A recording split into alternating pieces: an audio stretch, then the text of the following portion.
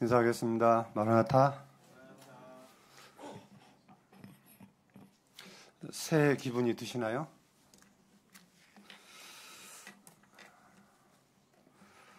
저는 언제부터인가 그날이 그날이라는 생각이 들어서 새나 올해에는 좀 예전에 많은 목표도 세워버렸는데 별로 안 지켜지더라고요. 그래서 그냥 하루하루 새롭게 살자 이런 마음을 가지고 우리가 이 땅에 지구가 돌고 있기 때문에 하루가 가고 한 달이 가고 또 1년이 가는 이 소모되어가는 세상이 되는데 주님 오시는 날에는 주님 보시기에는 영원한 세계는 그런 것이 없습니다. 그래서 이 하루 가고 또 한 달이 가고 1년이 가는 이 삶도 이 땅에서만 존재이기 때문에 또 한편으로는 하루의 시작은 새벽부터 시작이 되고 한 달은 또 하루를 시작한다고 하고 또 1년은 이제 그 새로운 마음을 가지고 새로운 다짐을 가지고 연약해서 그걸 실천할 수 없지만 다시금 마음을 가다듬고 우리나라 속담에 뭐 작심삼일 그런 속담이 있죠. 내가 작심하면 3일도 못 간다는 얘기가 있는데 그럴지라도 3일이라 갈지라도 안 가는 것보다 나으니까 아마 그런 의미에서 새로운 마음을 갖는 건 좋은 것이 아닌가 생각이 되어집니다. 오늘 하나님 말씀을 좀 같이 두 구절만 좀 보도록 하겠습니다. 먼저 마태복음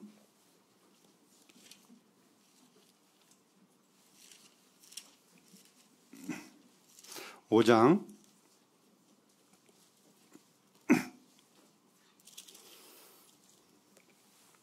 13절로 16절까지 제가 한 절 우리 성도님들 교독해서 읽도록 하겠습니다. 제가 먼저 읽겠습니다. 너희는 세상의 소금이니 소금이 만일 그 맛을 잃으면 무엇으로 짜게 하리요? 후에는 아무 쓸데없어 다만 밖에 버려져 사람에게 밟힐 뿐이니라.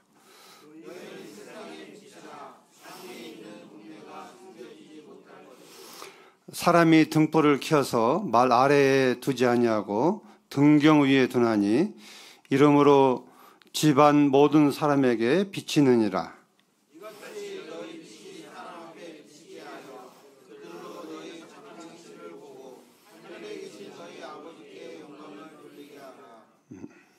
감사합니다. 한 장 더 보겠습니다. 사도행전 16장 잘 아시는 말씀인데요. 31절 말씀 같이 한번 읽도록 하겠습니다. 시작. 이르되 주 예수를 믿으라. 그리하면 너와 내 집이 구원을 받으리라 하고. 올해 형제님들 상의 시간에 저희들 교회 목표를 정하고 이제 한 해 동안 말씀이나 또 삶의 중심이 주제 안에서 살기를 원합니다. 현수막을 원래는 붙여놓으려고 했는데 좀 늦어서 아마 다음 주에는 현수막을 붙여놓게 될 것인데 좀 한번 띄워주세요. 현수막. 한번 같이 읽어보실까요? 시작.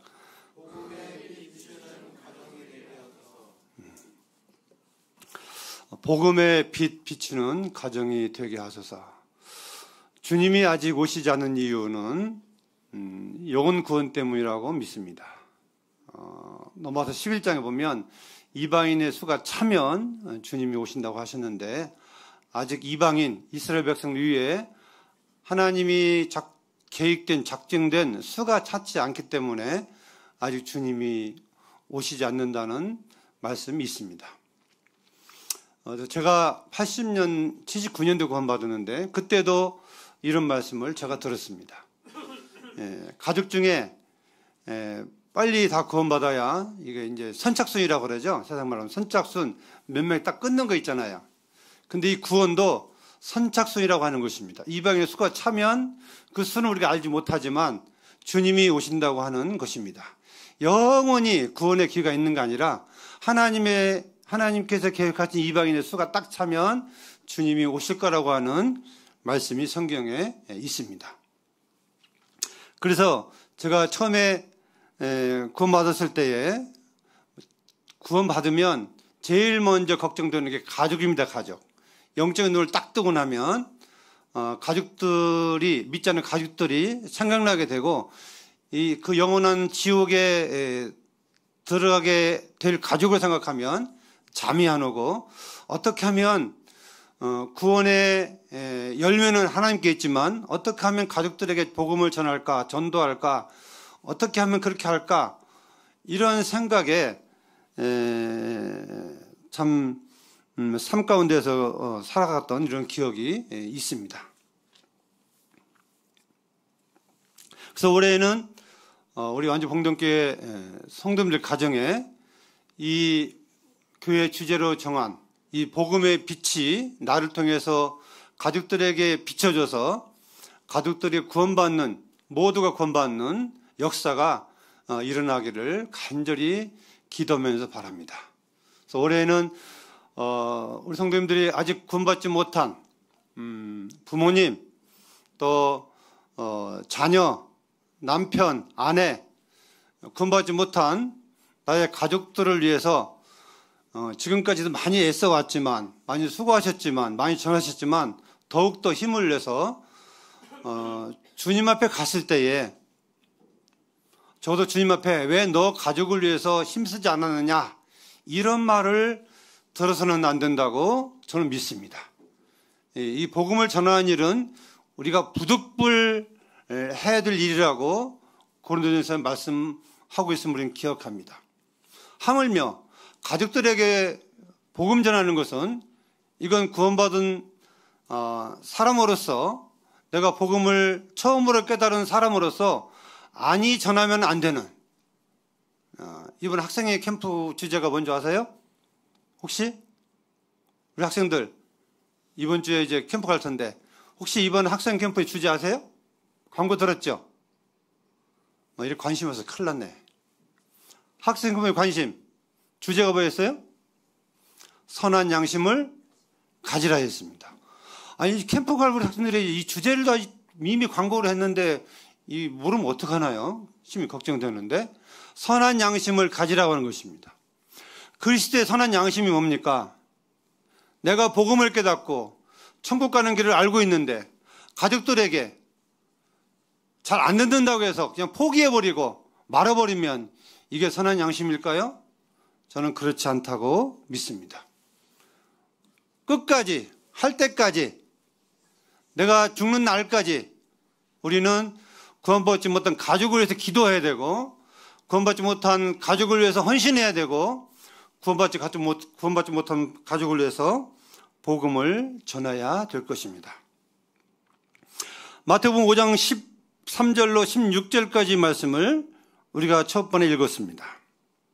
주님이 시인하신 말씀이에요. 너희는 세상의 소금이다 말씀하셨어요. 소금은 우리의 생활 가운데 굉장히 중요한 요소입니다. 소금 없이 살 수 있을까요? 소금이 없다. 우리 몸 안에도 소금기가 없으면 죽습니다. 뭔지 아세요? 적당량의 소금기가 우리 몸 가운데 있기 때문에 정상적인 삶을 살 수 있지, 소금기가 부족하면 이 사람은 정상적으로 살 수가 없습니다.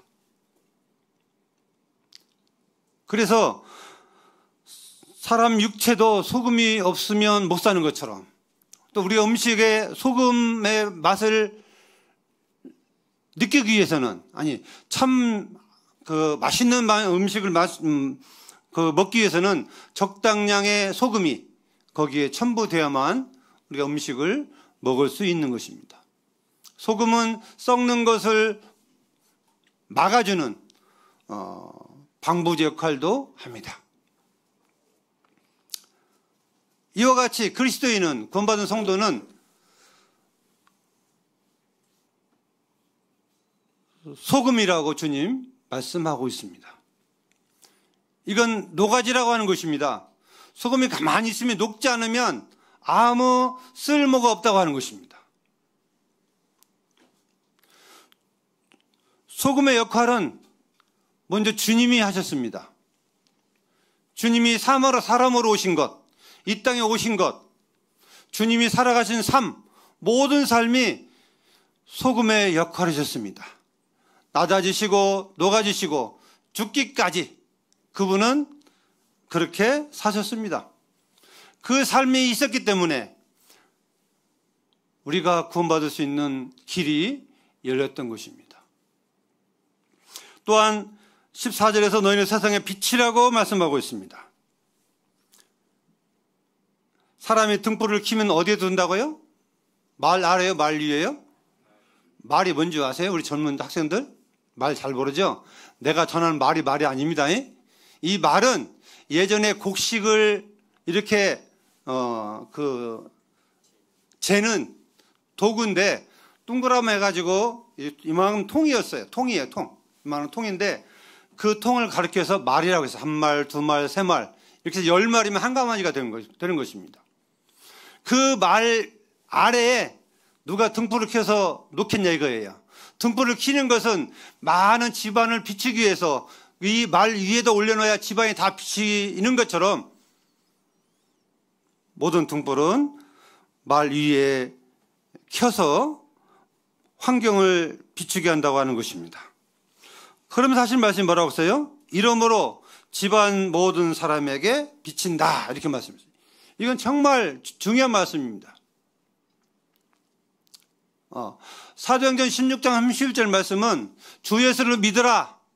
이건 집안에 빛이 들어온 겁니다. 빛이 들어온 거예요. 예수님의 빛이 들어온 거예요. 그 빛의 한 사람을 통해서 그 가족이 다 구원받을 수 있도록 하나님이 계획해 놓으신 것입니다. 약속의 약속.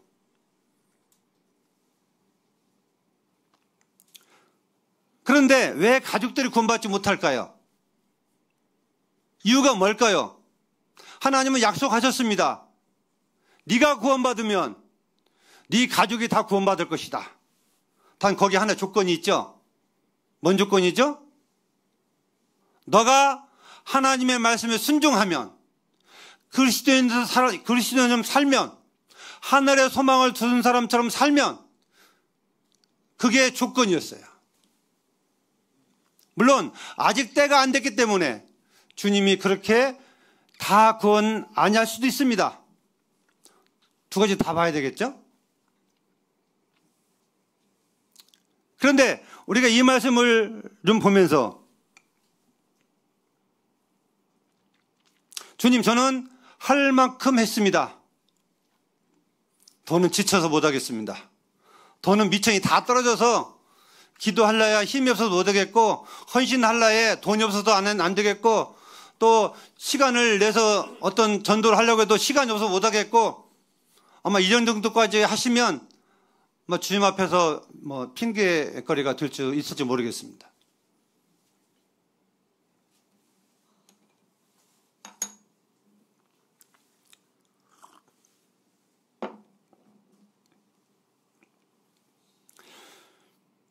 요즘은 참 가정이 무너진 시대에 살고 있다고 합니다. 가정. 그래도 우리 그리스도인의 가정은 그래도 세상 가정보다는 훨 낫습니다. 제가 기가 막힌 뉴스를 들었습니다. 어떤 뉴스를 들었냐면 작년이죠 이제. 유모차보다 개모차가 더 많이 팔린대요. 무슨 얘기인지 아세요? 아기를 싣고 다니는 유모차보다 개를 싣고 다니는 개모차가 더 많이 팔렸다고 하는 것이 이 정부의 통계입니다. 이거 웃어야 돼요? 말아야 돼요? 에? 언제부터인가 집안에 키우는 애견 개가 동반자가 됐고 반려견이 됐습니다. 죄송합니다. 우리 여기 혹시 애견 강아지를 이쁘게 보고 키우고 반려를 한 것이 있을지 모르겠지만 언제부터인가 이 동물이 사람의 반려자가 되고 참 동반자라고 하는 가족처럼 여기는 지금 이런 시대에 우리는 살고 있습니다. 한국이 언제부터 그랬죠? 예전부터 그랬나요? 언제부터 했어요? 제가 알기로는 좀 잘 살고 잘 먹기 시작한 때부터 그랬던 것 같습니다. 이제 먹을 걱정 안 하고 좀 편안하게 살게 될 때에, 예전에 우리 어머니 시대에는 자식들 돌볼 시간도 없는데 개하고 함께 놀 시간이 어디가 있겠어요. 너무 사람들이 자기 이기주의, 자기 행복주의에 빠지다 보니까 뭐가 소중하고 뭐가 덜 소중한지를 모르는 시대에 살고 있습니다. 제가 이 뉴스를 들으면서 확실히 가정이 무너졌구나. 이제는 사람들이 사람하고 사는 것보다는 개하고 사는 것도 좋아하는구나. 자식을 안 낳아요. 결혼을 안 하려고 그래요. 또 할 수만 있으면 늦게 가려고 그래요. 제가 돌아다니다 보면, 제가 많이 돌아다니잖아요. 거의 한 집에 한두 사람씩은 노처녀, 노총각들이 있습니다. 부모는 늘 걱정을 해요. 30 넘어서 결혼도 안 하고 있으니까 거의 한 집에 한 사람이 다 있더라고요, 보니까. 지금 시대에.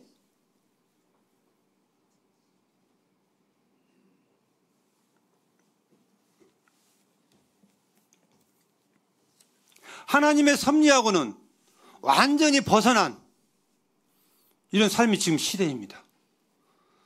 근데요, 더 무서운 것은요, 로마서 10장에 보시면 너희는 이 세상의 풍습을 쫓지 말라고 지금 말씀하셨는데, 구원받은 성도들이 이 세상에 오는 이 풍습, 결혼의 풍습, 결혼의 과정, 이 모든 것이 하나님의 말씀에 따라서 해야 되는데 세상의 풍속을 따라서 하고 있다는 거예요. 이게 심각한 문제인 것입니다.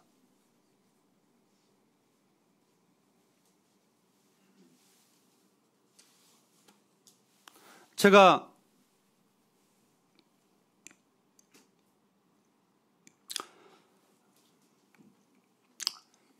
형제님들하고 교제하면서 그런 말씀을 들었습니다.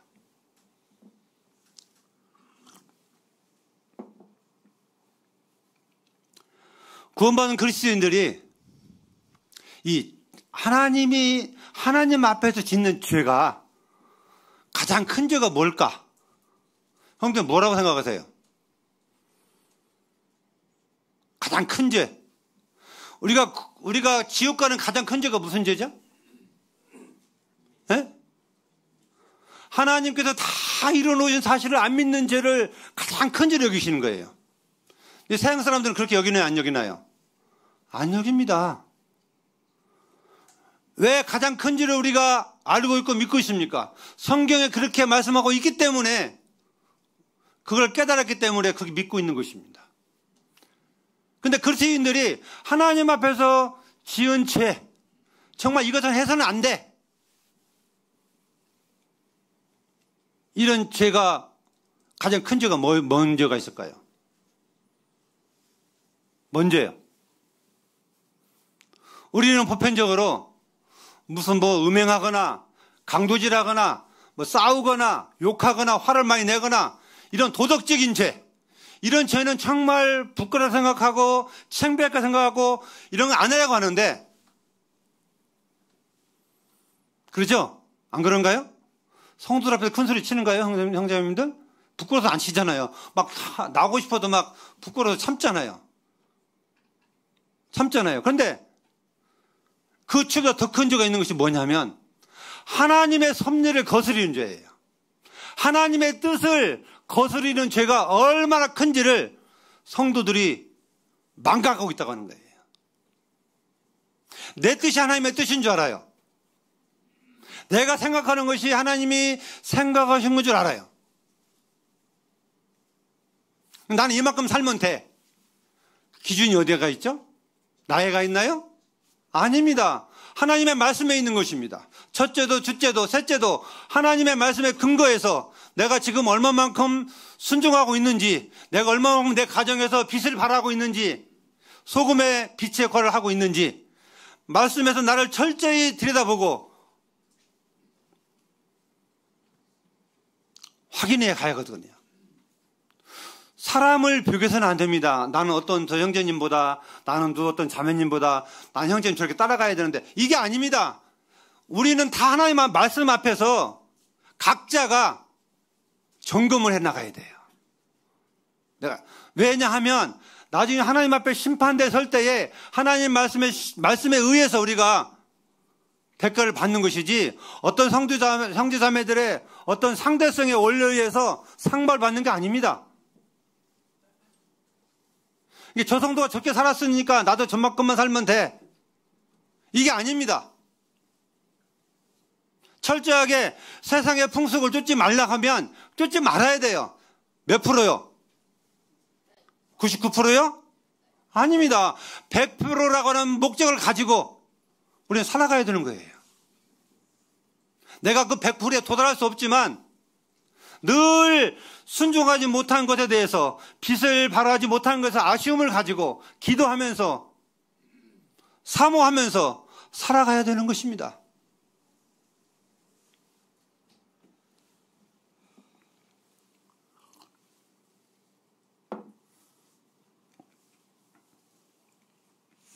복음의 빛 비추는 가정이 되게 하소서. 저 주제를 제가 기도하면서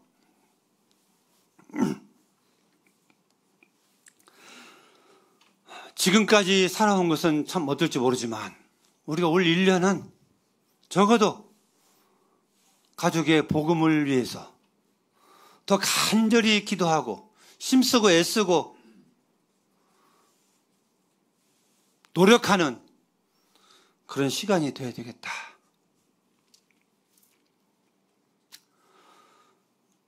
가정에서 하나님의 말씀대로만 순종하시면 가족의 복음화가 다 일어날 것입니다. 저는 그 말씀을 믿습니다. 제가 금요일날 기도집 할 때마다 주 예수를 믿으라, 그리하면 너와 내 집이 구원을 얻으리라, 하나님의 약속의 말씀이기 때문에 늘 말씀을 기억하면서 기도합니다.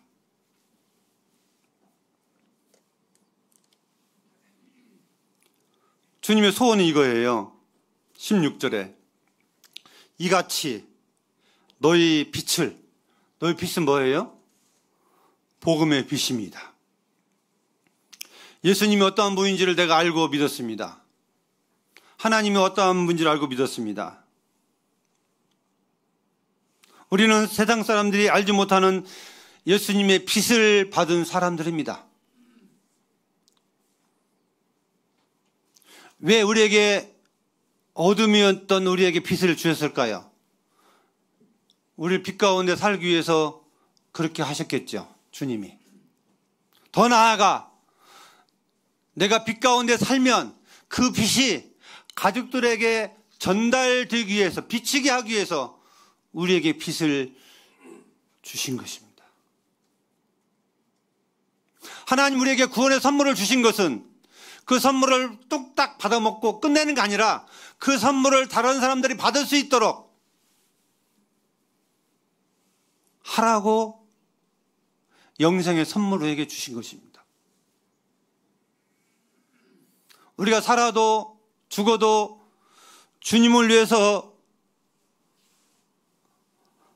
산다고, 살아야 된다고 하나님은 말씀하고 있습니다.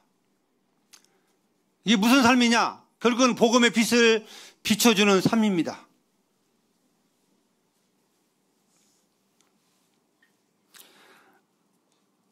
형제님들이 모임에 날 때 우리 학생들이 연극하는 연습을 잘 보셨죠? 잘 보셨죠? 배꼽 잡고 웃었는데 저도 참 잘 만들어졌습니다. 2080년대가 되면 그렇게 더 앞당길지도 모르겠어요. 제가 작년에 2021년 한국의 통계 자료를 보니까 출산율이 0.7명이라고 나와 있더라고요. 혼인 건수가 한 19만 3천 건이 됐는데 이혼 건수가 10만 건이래요. 그럼 50%가 이혼한다는 거예요. 이해가 되세요?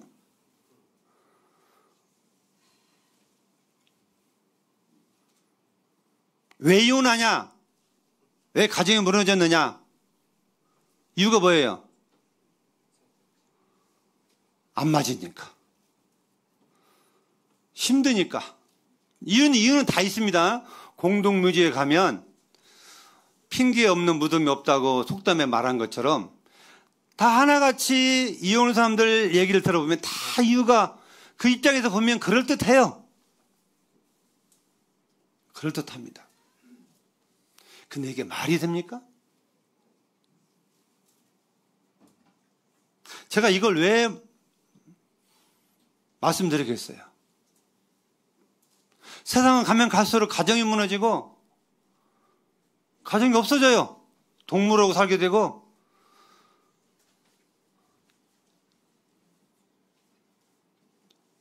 로마서 1장에 보면 저희가 마음에 하나님 두기를 싫어하며 마음에 하나님 두기 싫어하며 그 뒤에 죄들이 나오죠.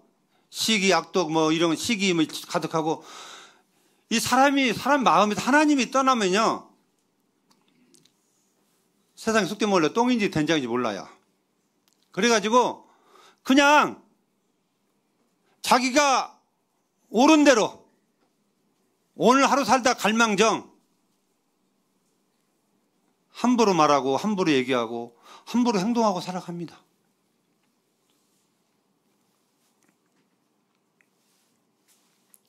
세상 사람들은 그렇다고 쳐요. 그러면 주님 안에 구원받은 우리는요. 그들과는 영 달라야 되겠죠. 우리는 살아계신 하나님을 인정하고 지금도 하나님이 눈동자처럼 우리를 보고 계시는 사실을 인정합니다. 인정하십니까? 솔직하게 하나님은 항상 나라서 보고 계신다. 내가 하나님을 의식하고 계십니까?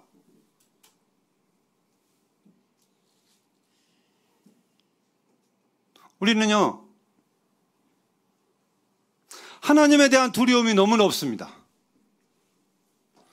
사랑의 하나님은 좋아하는데 심판 하나님은 생각을 안 하려고 그래요. 생각을 안 한다고 안 해지는 것입니까? 안 그렇습니다. 가장 중요한 것은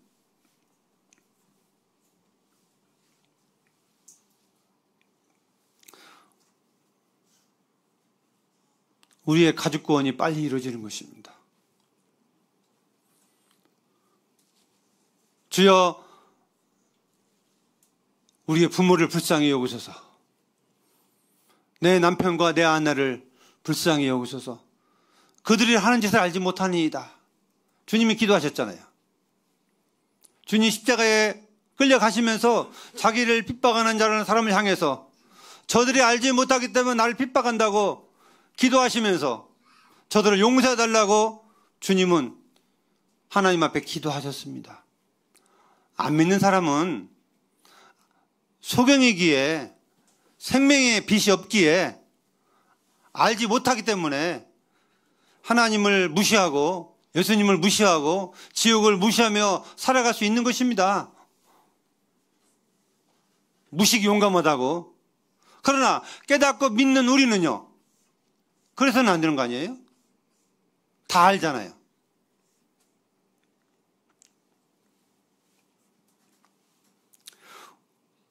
우리가 구원받은 이후에 내가 살아가는 목적, 첫째도 둘째도 셋째도 복음의 빛을 비추기 위한 것입니다. 그렇다면 우리는 이 세상에 있을 필요가 없는 사람들이에요. 다 빨리빨리 가야 돼요. 주님 앞에 불러가셔야 돼요. 근데 아직까지 남겨두신 것은 복음의 빛을 발하라고 복음의 선한 삶을 살아라고 남겨두신 것입니다. 그래서 가정에서 직장에서 내가 하고 일터에서 그런 선한 삶이 빛으로 나타나지 않는다면 우리는 지금 잘못 살고 있는 것입니다.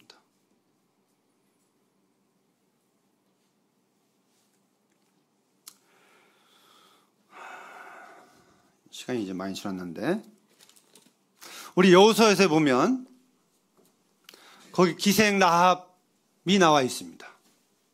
하나님이 여리고성을 멸망시키기 위해서 이스라엘 백성을 주기 위해서 여리고에 정탐꾼을 보냅니다. 기생 라합이 있죠. 기생 라합이 구원받았습니다. 형제님 이해가 되시나요? 기생은 뭐예요? 술 팔고 몸 파는 게 기생이에요. 근데 놀라운 것은요, 이 기생이 하나님을 경외했다고 하는 거예요. 더 놀라운 것은 저는 이해할 수 없지만, 기생 라합이 요러 해서 이 성이 망하니까 우리 가족, 어머니, 아버지 다 우리 가족들은 내가 거해 있는 이 안에 들어와 있어야 됩니다. 이렇게 말했을 때에 들었어요? 안 들었어요? 들었다고 하는 것입니다. 이해가 되세요? 신뢰가 되세요? 아, 기생 라합이 아니고 교수 라합, 무슨 유명한 사람 라합이라면 신임하고 말 듣겠지만, 기생 라합이 한 말을 가족들이 경청하고, 기생이 자기 딸이 한 말에 대해서, 형제가 한 말에 대해서 다 듣고 거기에 모였다는 사실은 참 놀라운 사실입니다. 그 안에 무슨 비밀이 있는지 모르겠어요. 어떻게 기생 라합이 살면서 처신했는지를 잘 모르겠지만, 정말 중요한 것은 그만큼 기생 라합은 신뢰의 삶을 살았다고 하는 거예요. 그 안에서. 저는 물어보고 싶어요. 그렇게 해서 직업을 가졌는데, 좋은 직업 아니잖아요. 세상으로 천대받는 직업이잖아요. 멸시받는 직업이잖아요. 그럼에도 불구하고 기생은요, 자기 가족을 구원시켰어요. 나는 어때요? 기생 라합보다 나은가요, 환경이? 나쁜가요? 우리는 한번 돌아봐야 됩니다.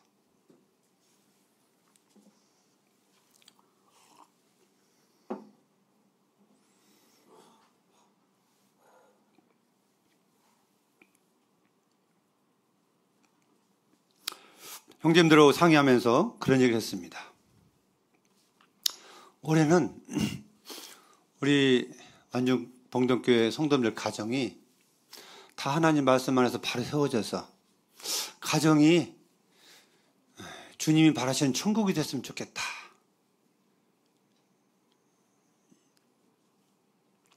내 가족을 통해서 우리 부모가 구원받고, 남편이 구원받고, 자식이 구원받고, 내 친척이 구원받고, 내 이웃이 구원받고, 내가 주님의 말씀에 순종해서 선한 삶을 통해서, 선한 간증의 삶을 통해서 많은 이들에게 나를 통해서 예수님 전염이 되어서 주님이 들어서면 참 좋겠다. 저는 우리 아이들에게 이 시간 부탁하는 것은, 제가 교사들에게도 이제 좀 말씀드리겠습니다만, 우리 아이들을 얼마나 부모에게 순종하는지 좀 체크해서 연말에 상을 줬으면 좋겠어요.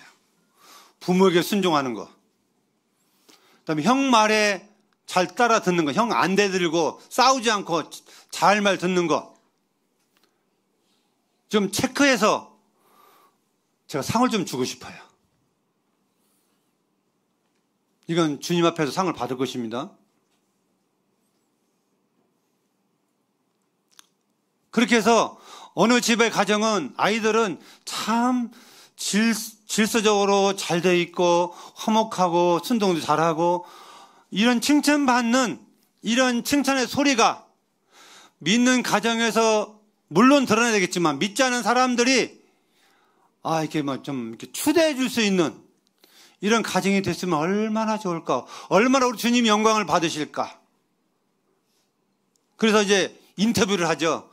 왜 이렇게 부모 말씀 순종 잘하세요? 이렇게 인터뷰 물어보면, 인터뷰에서 그게 하나님의 말씀이니까요.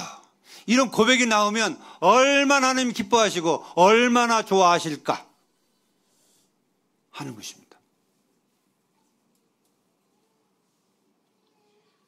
이건 우리 아이들뿐만 아닙니다.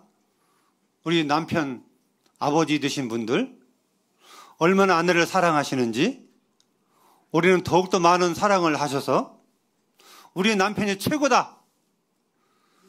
남편 사랑 경진대회, 남편 자랑대회, 사랑 자랑대회. 나는 우리 남편이 이렇게 사랑한다. 이런 것도 좀 갔으면 좋겠어요. 또 남편들은 아내에 대해서 우리 아내가 얼마나 순종하고 나를 성경에 보니까 존경하라고 말씀하셨더라고요. 남편에 대해서. 들어보셨나요? 말씀에? 남편을 존경하라는 말씀이 있어요. 얼마나 남편을 존경하고 순종하는지 그런 좀 자랑대회라고 할까요? 이런 것도 좀 있으면 좋겠습니다만은 어떻게 생각할지 모르겠어요. 이것은 시합을 해도 경쟁을 해도 하나도 부끄럽지 않는 것이고 정말 아름다운 삶이라고 저는 믿습니다. 만나면 내 남편이 자꾸 승부는 게 아니라 내 남편이 나를 사랑하고 내 아내가 나에게 잘 순종하고 잘 따르고 이런 것에 대해서 좀 서로 간증하고 나누고 이런 덕이 되는 이런 아름다운 가정이 되어서 복음의 빛을 발하는 가정이 되기를 참으로 바랍니다. 저 주제 말씀을 늘 생각하시면서 그렇게 하시기 바랍니다. 각자 위치에서 저는 제대로 우리 형제님들은 형제님 위치에서 하나님이 나에게 맡겨주신 본분 잊지 마시고 최선을 다해 주시기를 부탁을 드리고 잠언 말씀 한 구절만 보고 말씀을 줄이도록 하겠습니다. 잠언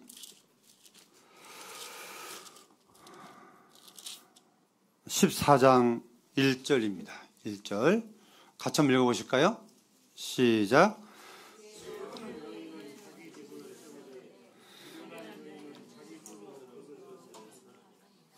지혜로운 여인은 자기 집을 세우되 바보 같은 여인은 세운 집을 헌다고 했어요.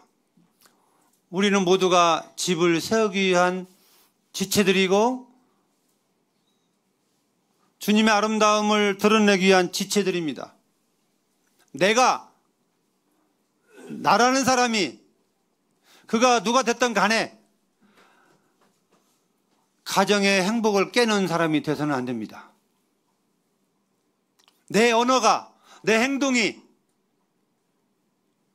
말씀의 불순종에서 잘 세워지지도 못한 가정인데 그 가정마저도 깨버리는, 무너져버리는 이러한 자 되면 안 되잖아요. 정말 지혜롭게 내 맡은 위치에 잘 해서 이 가정이 세워지는 아름다운 이런 모습이 우리 삶 가운데 이루어져야 한다고 믿습니다.